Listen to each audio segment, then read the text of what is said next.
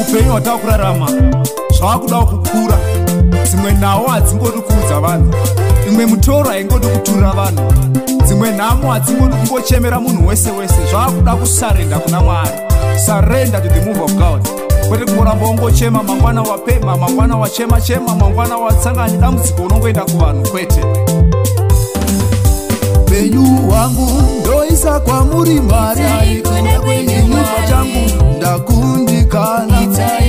Upenyu wangu ndoisa kwamuri Mwari, ini pachangu ndakundikana. Kunyangwe mhuri yangu ndoisa kwamuri Mwari, ini pachangu yandiremera. Nyangwe mhuri yangu ndoisa kwamuri Mwari, ini pachangu yandiremera. Nyangwe basa rangu ndoisa kwamuri Mwari, ini pachangu randiremera. Iro basa rangu ndoisa kwamuri Mwari, ini pandiri randiremera.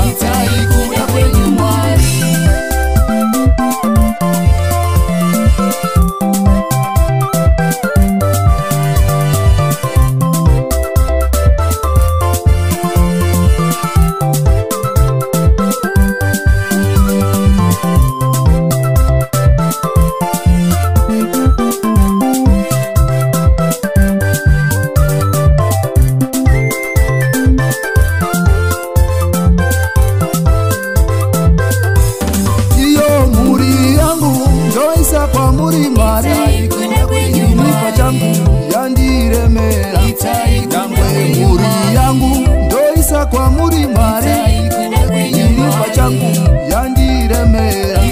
Nyangwe vana vangu ndoisa kwamuri Mwari, ini pachangu ndakundikana. Nyangwe vana vangu ndoisa kwamuri Mwari, ini pachangu ndakundikana. Ramangwana rangu ndoisa kwamuri Mwari, ini pachangu ndaona rima. Nyangwe ramangwana rangu ndoisa kwamuri Mwari, ini pachangu ndaona rima.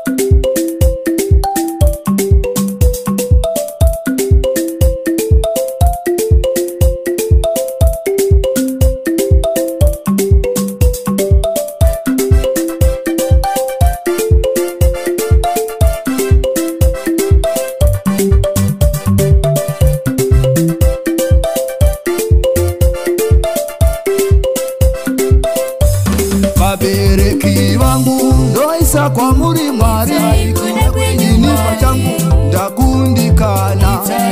Vabereki vangu ndoisa kwamuri Mwari, ini pachangu ndakundikana. Ivo vanorwara toisa kwamuri Mwari, isu pano takundikana. Ivo varwere toisa kwamuri Mwari, isu panyika takundikana. Ivo vanorwara toisa kwamuri Mwari, isu pano takundikana. Idzo hama dzangu ndoisa kwamuri Mwari, ini pachangu ndakundikana.